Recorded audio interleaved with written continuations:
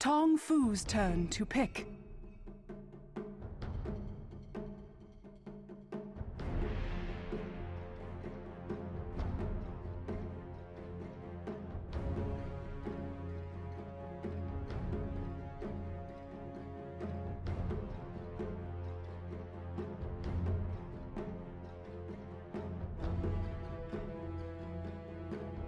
Ten seconds remaining. Reserve time. 5 seconds remaining. Dazzle. Radiant team pick.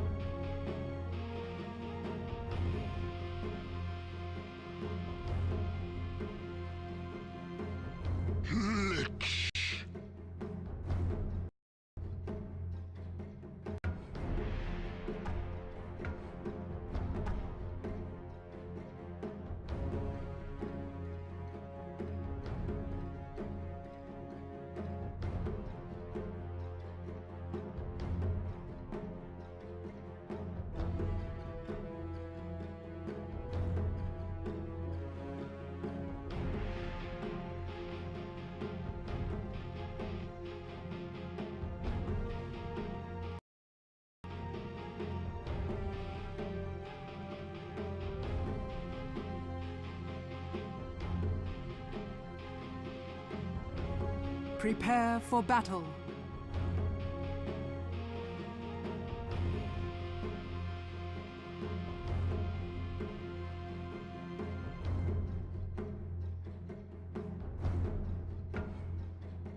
《是拉比克作为先手带一双鞋，潮汐会。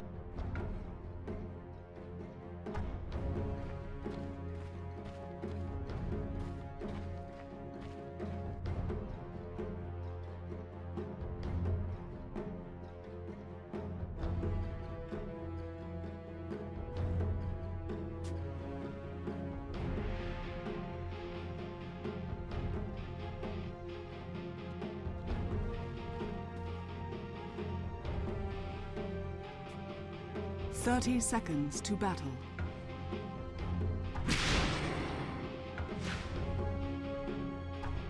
Observer ward from the Darkseer. It wasn't entirely scouted, but they saw where he was exiting from, so they know roughly in what area he's warded.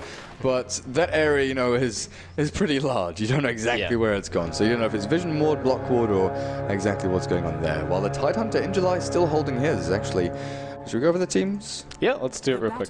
So, over on the Radiant, JDH on the Rubik, and ZY on that Queen of Pain.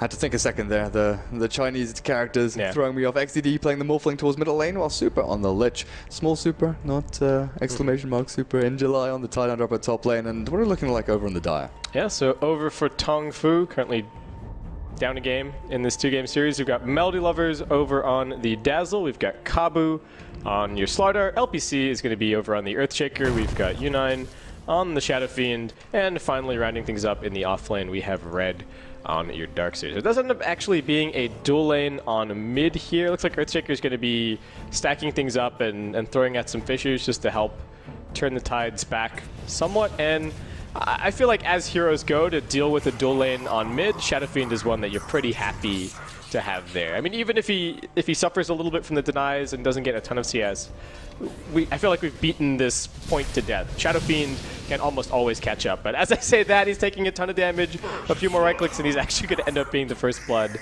Steps up just a little bit too far, Frost Blast into a wave form. And Earthshaker, nowhere near.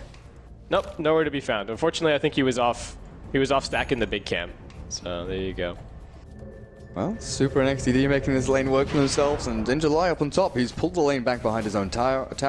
Darkseer stuck at level 1. He's had clarities cancelled, the Rubik has been an absolute nuisance, but you've got this, the Queen of Pain, just running forward every time. Blink and Shadow Strike leveled up as her 1-2. Ring Protection will allow her to go Bazzy, but I agree. I think if you go bottle on this lane, you've got so much more sustain, and then Rubik can actually move towards mid and put even more pressure on the Shadow Fiend.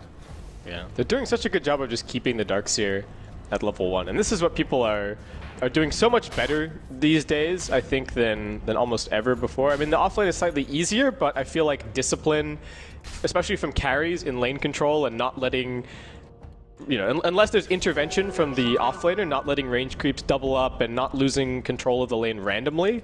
And the support play has also been fantastic. You know, people are getting more and more experienced with how to deal with these offlaners. And Darkseer with that level 2 is not all that scary. I mean, in fact, he probably even needs level 3 to really get anything done down here. And Red's just unfortunately forced to soak for the time being. The other problem is that, I mean, talking about the lane control, but Ion Shell makes it easier for the opposing carry to put the lane in exactly the position that they want, especially when you got a hero like Queen of Pain who can sort of take, you know, get a few denies on her creeps and then just nuke the wave, reset the equilibrium, and go from there. Yeah, and the Darkseer went for a bounty rune at bot, but Rubik was there one step ahead. Now moves back to the fountain. And Darkseer, do you just go jungle at this point? You've got Stout Shield, so it's not going to be that difficult for you. You are not getting anything from this bot lane. You compare him to Injuly, who's level 3 and going to start stacking Ancients. Actually, no!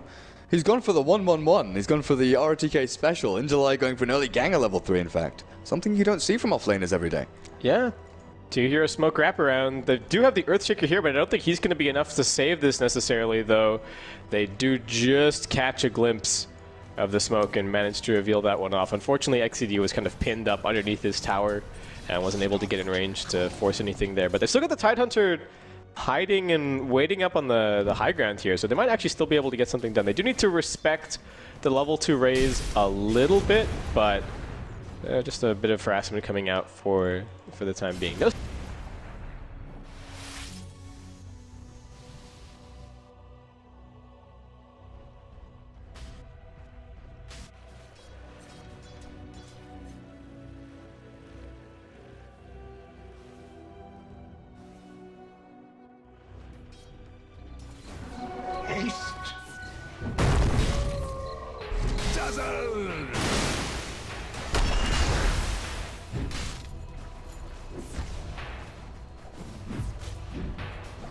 Dire's top tower is under attack.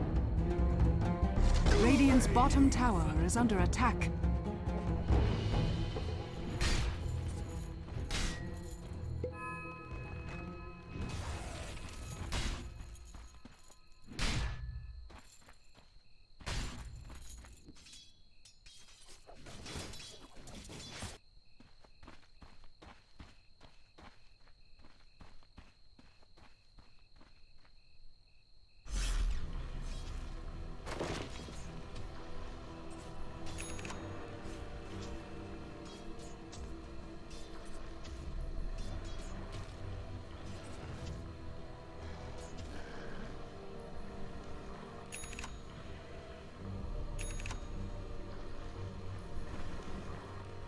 Fantastically for that.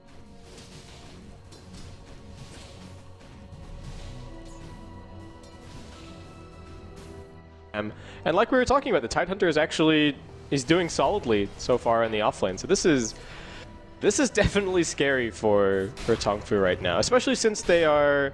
I guess they do have comeback potential from Kabu. Once he farms up his Blink Dagger, they can put an Ion Shell on him and he can start running around and getting things done that way. So, you know, it's not all doom and gloom, but it is definitely a tough situation for them right now. And Lich comes up here and says, okay, I'm just going to sacrifice one creep per wave, throw the Frost Blast on you, and Kabu has to salve himself up. Does have treads, though, available as LPC is making his way up the top lane.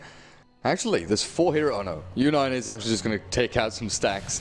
No real reason for him to wander up the top to try and find a kill. And this feels a little bit wasteful that nobody is soaking mid in the meantime, but actually looks like they're just going to stack it once again, and U9's going to be heading over there. So I think maybe a couple of missed creeps underneath the tower, but shouldn't be too drastic. As bottom lane, Queen of Pain's going to end up picking up an Invis. Not quite level 6 just yet. Still has eyes on this Darkseer with the Fading Observer Ward. Looks like Rubik is running down as well, but DS has already retreated back. And he's instead going to set a course towards mid lane. I think just sneaking past in the fog there. As LPC is still sitting here defending and just holding down mid lane for dear life with Fisher. Red at bot lane, Darkseer, a few more right clicks here, the lag, I can't see what's going on, the screen will finish him off though. Nice little kill there for ZY as this whole thing started off 30 seconds ago, where Queen of Pain knew that Rune was spawning, it 5 minutes, 58 seconds or something like that, just before 6-minute hit, she forced Darkseer back to the tier 1 by just running at him. Then Darkseer saw the Queen of Pain go off to rune spot. Darkseer pushes forward, thinks, okay, I've got 7, 8 seconds or so just to leech 1 or 2 creeps here. Gets up to the lane, Queen of Pain gets an invis, chases him around the trees, and it's pretty simple from there. Yeah, well, especially with just the level 1 surge, that's not a reliable escape for the Darkseer. If the Queen of Pain doesn't have to blink in on top of you, if she starts up right next to you, you can surge, but all you can really rely on is juking. Running back to the tower, the co-op's still going to be able to chase you down, and I think... Oh, mid lane, Shadow Fiend turns back to Raze. XDD has gone a little bit too deep here. The stick, the heal, the grave. XDD, he needs one more hit, and he's going to go down as LPC with his teammate Super. And that's the next target, but they don't have any further stuns. Tower attacks and a few right clicks. Take him low, but not enough to kill him. Yeah, nice TP from Melody Lovers. Always important to carry a TP on your Dazzle in the early stages of the game and make sure that you have enough mana for both the TP and the Grave. But they get a nice turnaround there, and TongFu starting to turn this laning phase around a little bit. They're getting good farm on the Slardar. He's already up to about 1,200 gold there, and U9 managing to dodge that death is going to be able to pick up some treads for himself here. You can definitely tell the Wings are looking to pick up the pace and try and force TongFu into these situations, but they've done a really great job of just slowing things down, balancing it out. TP scrolls, yeah, on the both Earthshaker and Dazzle, I think, is vital. Earthshaker hasn't had to use his yet. He has been sitting mid, just waiting for something to happen to this Shadow Fiend. But U9, he's got his treads and bottle, magic wand. Now clearing through another little stack. How are we looking on the Slardar? That's the big one. Heading towards Blink Dagger, 1,400 gold. That's gonna be when they start looking to actually move around and set the tempo themselves. Yeah, unfortunately, there's just so much overlap in the jungle right now between the Darkseer and the Shadow Fiend. I will wonder aloud what the build is going to end up being here overall. I feel like it might just be the Shadow Fiend going for the mech, and maybe Darkseer is going to be picking up... yeah, I don't know if it'll be first item pipe, but a mobility item could definitely be good this game. I think you can make a pretty convincing case for... We've seen some pretty tanky Darkseer builds as well. People have been going like a Vitality Booster and... Force Staff. And a Hood, yeah, or Force Staff or something along those lines. Yeah, Glimmer Cape could also be a pretty fantastic option this game. And it's interesting that you raised the point of Glimmer Cape, because I think that leads into a discussion about what the Morphlings build is going to end up being. But we may have to hold on to that one, as I think Kabu might get Ravage top. He's playing it pretty safe. He's kind of reading in July and wondering why the heck this Tidehunter is playing as aggressively as he is, while both of his supports are actually off the map. He's got amplified damage on him. Yeah. Why is he in my creep wave? Yeah, and Kabu just plays it safe, grabs a couple more CS, and does manage to pretty deftly dodge this gank. A bit of a battle for the 2-minute rune, but XCD is going to grab that bounty, and U9 unfortunately going to have to go home empty-handed, as he does pick up the buckler, so it looks like it is going to end up being your mech for the Shadow Fiend here. Yeah, that makes sense. Makes sense. Oh, red. Yeah, red. I just caught that as well. I was like, Tranquil Boots are on the ground, watch out. Here the Queen of Pain blink is like, quickly right click, and Queen of Pain's going for Magnum Scepter, but this Darkseer, man. Tranquil Boots and Soul Ring, he's caught up decently. Level 5, he's, 2 levels behind the Tidehunter, but it's not that big a gap. Yes, definitely. Yeah, is TongFu still struggling a little bit level-wise in the support department. Rubik actually about to grab level 6 pretty soon. They've already got level 6 up over on the Lich, so Super looking good there. It looks like he is going to be setting up this first stack of Ancients for the Tidehunter. And so, leading back to that thought as we were heading up towards top lane, so you talk about a Glimmer Cape, you talk about a pipe, and to me that's where I wonder what XCD is going to be going for build-wise, because I feel now that the shotgun is much less effective than it used to be, just because of the existence of Glimmer Cape as an item and the fact that Adaptive Strike and the Ethereal Blade both are both projectile-based now. So do you think that shifts things? Do you think we're going to be seeing like a Yasha, Manta, Scotty kind of a build from him this game? I agree with you, like, generally, and I think it's even more so in this game because you've got Grave, you're going to have Mech, you're going to have so many defensive capabilities here from TongFu that E-Blade, even though it's such a great offensive item, maybe you look to blow up the Dazzle. I think that's the only real situation that you'd go E-Blade. Is like, okay, Dazzle is of vital importance to kill and take out, we've got to go E-Blade. I'm not sure though. It's been a while since we've seen Morphlings go into that stats build, go for Ring of Aquila into Manta style, into Skadi, and then lifesteal afterwards. You know, it's BKB here is going to be big as well. Yeah, BKB is definitely a big item. I feel like Lincoln's Sphere is... Lincoln's is all right. The spells that it will block are good, but the problem is that it doesn't necessarily save you from being just chain stun. It's not going to save you from Crush. It's not going to save you from a lot of the Earthshaker lockdown. Yeah, so I think that's a pretty important decision for XCD to make here, because it is worth keeping in mind that not only is Lincoln's a good defensive item for Morphling, it's also a farm accelerator for him. Being able to spam waveform and being able to never have to return to base between... he does have a bottle to help out a little bit for that here, so maybe that shifts priorities a little bit. I know that a long time ago when we saw safe lane Morphling a lot more, the bottle build would typically be, okay, bottle is leading into a first item BKB and then a right-clicking item after that. But things have shifted a little bit since then, so we'll see what XCD does. It's kind of always one or the other. It's either bottle or perseverance. That was like one of the first things that I got taught when I started playing Dota 1 quite some time, like a decade ago, that it's one of, they both serve the same purpose, where you'd have to regen. On the map. Yeah, they keep. Lincoln's has always been a split push item for me on the Morphling. The fact, like you said, he just keeps him self-sustained, doesn't need any support, is always going to have, you know, TP scroll, waveform, replicate. He's got multiple ways to get out of a sticky situation. So yeah, Lincoln's Sphere looks like it may be on the cards with an ultimate all picked up by XDD. Yeah, I feel like probably first item is a little bit unlikely. And July pops the Ravage along with the chain bug bouncing through. Mac opens up a little bit of space, but both cores will end up dropping. Oh, TongFu just wanted that kill. Is Dazzle dead? Yeah, I think he's Dazzle's dead. also dead. Yep, Dazzle's dead. Oh my word. And now we're getting all of the messages saying, everybody's died! Actually, Lich picks up a triple. How did Lich get the third one? I thought Queen of Page just Sonic waved him off the map. I think he Frost Blasted it. I don't think the Sonic Wave quite killed him, but that was disastrous. That was the unveiling of the Slardar Blink Dagger, but I honestly feel that was just a super questionable play. Like, even if let's say even if the Lich isn't in position, right? So it's only the Titan, you're diving the Titan into the tier 1 tower. The instant that you jump him, 1 TP is going to start. They're going to jump in again here, looking for XCD, got some chain stun, but they can't really do enough to bring him down here. The big thing is, if Slardar's your initiator looking for a kill in July, he's dealing with Kraken Shell, but also that 60% damage reduction from Anchor Smash. Always, regardless of what's happening. So your main initiator and then also main damage dealer, because you're looking at Slardar as blink, initiate, and then do damage. It's not one or the other. You kind of look at a lot of initiators nowadays, and you know, they're off-lane heroes that initiate, hold people in place, and then there's damage from outside sources. But Slardar has to sort of tick all the boxes. Shadow Fiend, unfortunate that he gets caught by the rabbit and the Chain Frost there. Yeah, no Delta Split to be seen. Radiant's middle tower is under attack. Kabu is getting active. I mean, this is what we said, right? That he needed to get this blink and he needed to go and do things, and that is what they're doing right now. Yeah, I think. as best as we can tell. There you go. Killing spree ended, actually. So the Lich picking up the triple.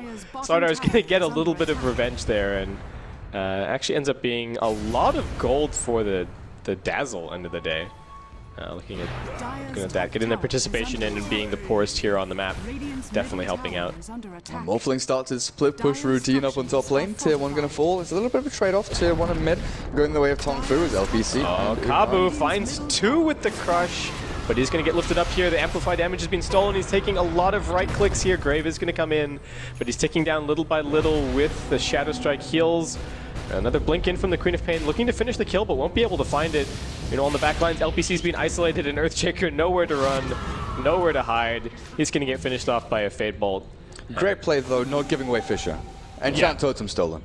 Yeah, and that is not a very amazing spell for Rubik. Level 1 Enchant Totem, it is 100% bonus damage. It is the worst. Okay, let's see him use it to steal the last hit on this tier 1 tower. Come on, Rubik. You want your Blink Dagger. Yeah. He's waiting. He's waiting. The lag is... We're not going to find out for another 3 hours. We'll find out who took the tier 1. Oh, it's Queen of Pain. No, it's the club. Okay, never mind. So it was a noble attempt from JDH, but it is going to end up being the Queen of Pain who grabs that one. And Wings will continue to press forward. They've got their mech, they've got their Ravage. They didn't even invest all that much in the previous fight in July. Just manning up. He's behind the tier 2 tower at the moment. Weave's going to come out, but I don't think that's going to act as too much of a deterrent, as we just have some spam going back and forth. Wave getting cleared out. LPC looking for this opportunity over in the tree line to drop off a Fissure, but Did they grave themselves, or was that okay, no, that's an aggressive grave. The animation looked like it went on themselves. I was a little bit confused why you do that against so much magic damage, but no, Melody Lovers gets the aggressive weave, not grave, onto Wings there. yeah. Some Minus Armor coming out. They've definitely got a lot of right-click potential if they could just get a hero lockdown and get the amplified damage on them, but Wings continue to slow siege this, playing this very patiently. I think approaching this in the 100% the right way. They've got the right heroes in the front lines. They're ready with the counter initiation. They're kind of keeping tabs on what some of these TongFu heroes are up to. And there's an amp damaged Slardar replica waiting Slardar versus Slardar. Yeah. Unai, too far forward. Steps forward pretty far. July's running in. He wants to go for this one. Going to drop off the Ravage. Sonic Wave comes in as well. It only catches one. LPC doing his best to counter initiate. The Grave comes out. KaBu goes jumping in, but he immediately gets lifted. Nicely played. They don't get anything off. The Chain Frost bouncing through as well. That's 3 dead thus far. Vac Red wall? goes running in. I think it's a Vac wall. 2 illusions appear. Queen of Pain battling up against herself, but now Morphling taking the tier 2. Echo Slam was used at some point in that fight as the animation appears now. Carlo. So did Rubik lift the Slardar and steal Crush and use it? You're asking me the wrong. I've got the same lag as you've got. We may never know, Durko. We may. The mysteries of the TongFu versus Wings game number 2. You've got stats popping up. I don't even have that pop up. Fastest Ags timings for Queen of Pain in Pro 6.84 play. There you go. So looking good here for Wings. The big question is this Tidehunter. Do we Thieves or Blink? Next, I mean. I don't think Greaves is good enough. I mean, you've already got Kraken Shell to get out of disables, and there's no silences or anything. So the only thing that you would be... The one advantage, of course, is the mana, but I think you just buy Blink. Or maybe even just the Force Staff. Force Staff is pretty nice if somebody gets... Say your Lich gets trapped over the Fissure or something, you can just give him a push in the right direction and get him back over the Fissure and handle things that way. But I think you go for the mobility item. I don't think you go for the Greaves with this kind of an inventory right now. Yeah, I guess if you're going to be jumped on by this Slardar, and Doctor picked up a Blink Dagger just now, I believe, as well. Yes, we do in fact have a Blink over on Red Wall. Still on the cooldown for 20 seconds, and TongFu, this is somewhat of a recovery Roshan that they're looking for right now. But Wings are making their way over in full force. They've got this Ag Scepter level 2 Sonic Wave at the ready. No Ravage for 50. And the Aegis has already been claimed. The Vac, the wall. Have they managed to combo this together? Looks like they have, but the damage goes back the other way as well. Mech gets popped up by Wings. Sonic Wave finally thrown. But TongFu will only end up losing the Aegis end of the day. The Wings thus far have only lost their Morphling. JDH drops a Crush, still on the run, but he will be brought down in the end by a Raze. And Wings managed to slink away with the Queen of Pain and with the Tidehunter. So Wings getting there just a little bit too late. And I think TongFu exploiting the fact really beautifully of the fact that the Wings had Ravage on cooldown, and that really set them up to be able to take that fight over by the Roshan Pit. Also notably, vision for Wings was really bad over by the pit, and TongFu just had full information of everything that was going on, and that allowed them to set up for that beautiful vacuum into Crush. No Chain Frost from Lich. It didn't get used. I'm reconnecting to the game, so I'm having to look over Basic's shoulder. But this Lich, super, not getting his ulti off, and now the lag is worse than ever for me. Okay. We're not having much luck, but it does end up being that Blink Dagger for your Tide. Just get a couple of other big Ancients to clear out here, so... That's a decent swing as well in terms of net worth and experience. Yeah, let's so have you're a looking at like an 8,000 plus lead for Wings, which is turned around to about 5,000.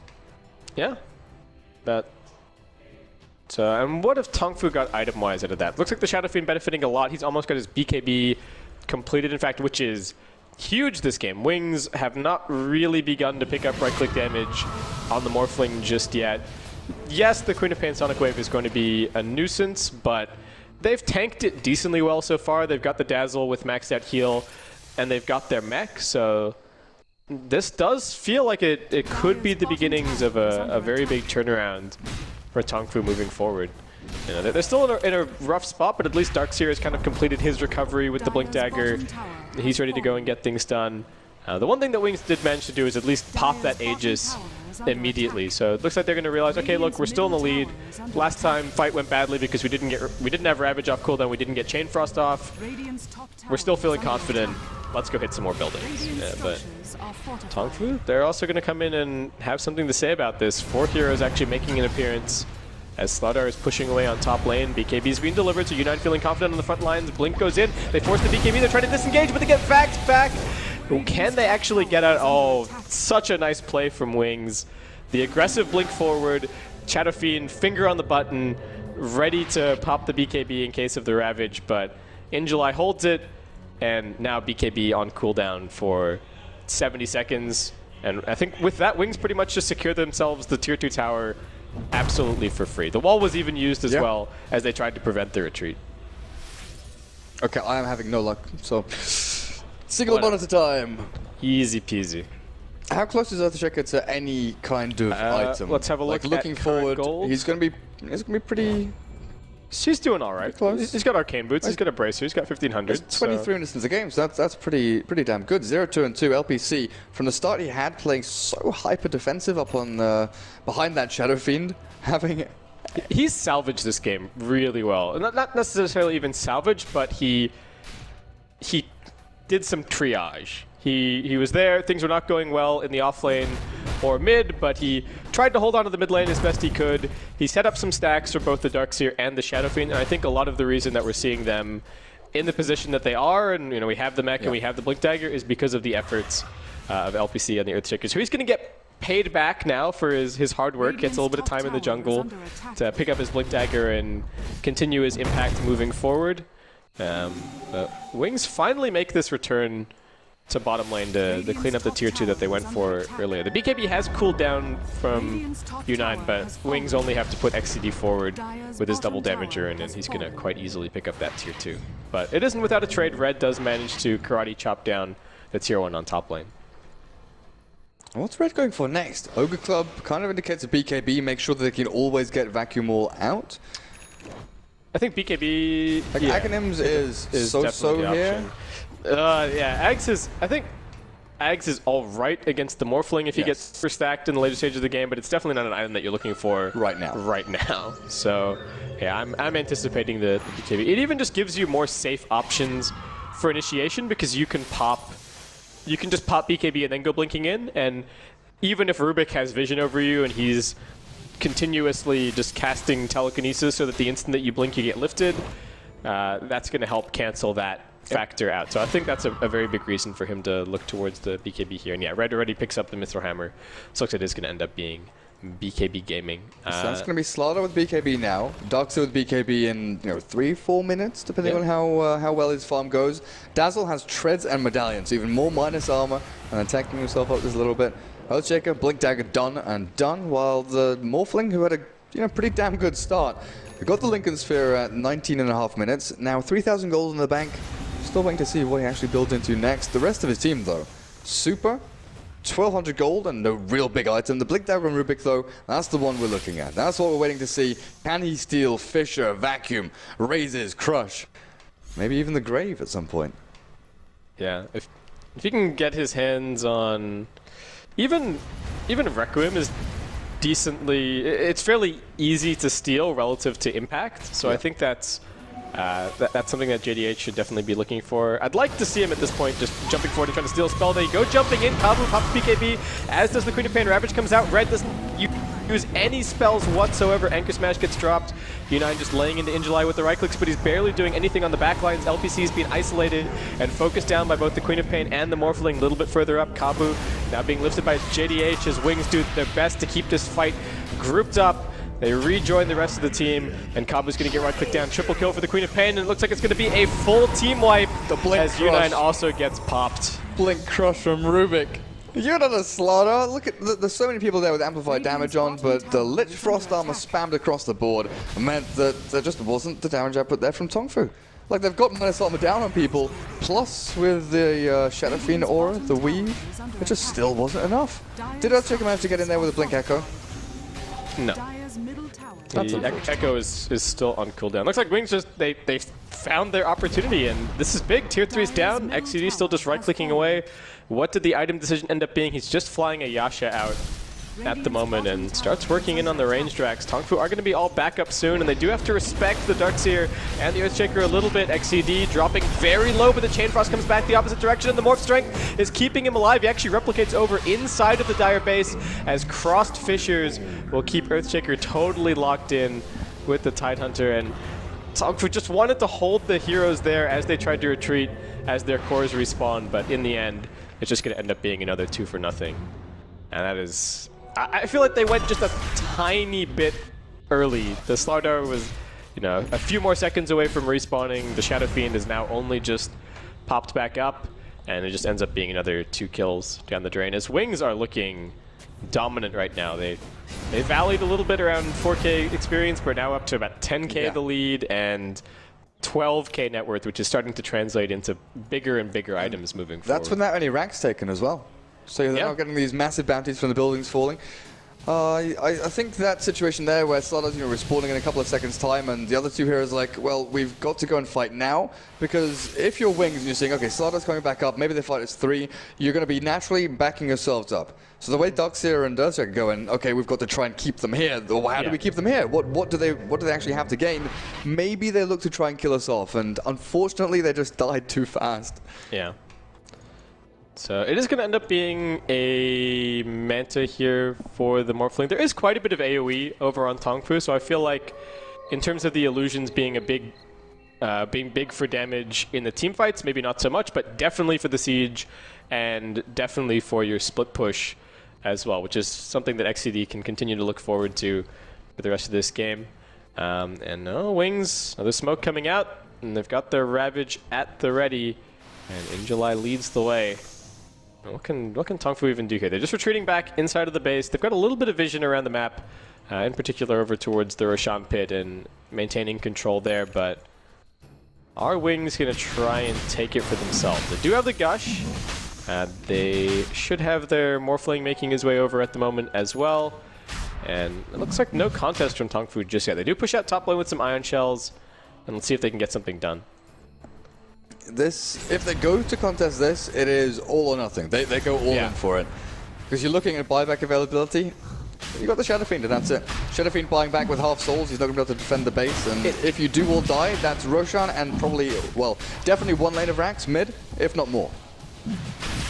It's really tough because as much as you don't want to fight into the Ravage and everything else that Wings have going on in terms of AoE, it also feels like this Aegis is probably a guaranteed lane of Rax anyway, because Wings can just have the Morphling go and sit up there and auto attack and just continue to rinse repeat. So yeah, this is going to be a tough 5 minutes, but TongFu do have a good high ground defense lineup. They can drop down the wall to delay, they can throw out Ion Shells, Earthshaker as well can completely lock things out, so we shall have to see if they can hold on for the full duration of this Aegis here.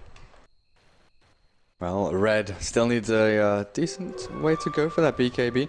Yeah, he's been close for a little while, but every single fight he just ends up dying and not quite able to complete it. They've got just a bunch of Morphling illusions heading to the high ground. You mentioned in the draft that there is the wombo combo. They've got a bunch of blinks, they've got a lot of AoE damage, and then they've got the guy that says, okay, everyone come together, get in here, and take them all down. But In July has an Invis rune. Oh, and United won't be able to pop the BKB with that. It's an instant Ravage. Vacuum Wall goes back. XCD in a little bit of trouble, as is the Queen of Pain. Will actually be brought down. Kabu goes jumping in, but he's just trading right clicks with XCD at the moment, forced to sprint back a little bit further, but In July with the Gush to the back of the head finishes him off. An immediate buyback comes out as we have 2 walls dropped off this fight. Rubik managing to get his hands on that in the midst of all the chaos. XCD still taking through. He does still have his Aegis available. Gets forced out a little bit further away to safety. Red finds himself in the middle of everyone, and TongFu have had enough. Kabu's going to tap out after dying for the 2nd time, and then it's going to end up being a 2-0 for Wings here. And time to tap out now. Wings, they were one of these teams that we think, okay, in their group stage, they're maybe not the strongest there. We're not expecting them to take these games off people, but with a 2-0 over TongFu, that kind of puts TongFu down, and their chances of actually progressing out of the group stage not looking too great with 2 2-0 losses now. Yeah. So they're 0-4 overall, and I think probably the only way that they get top 2 now is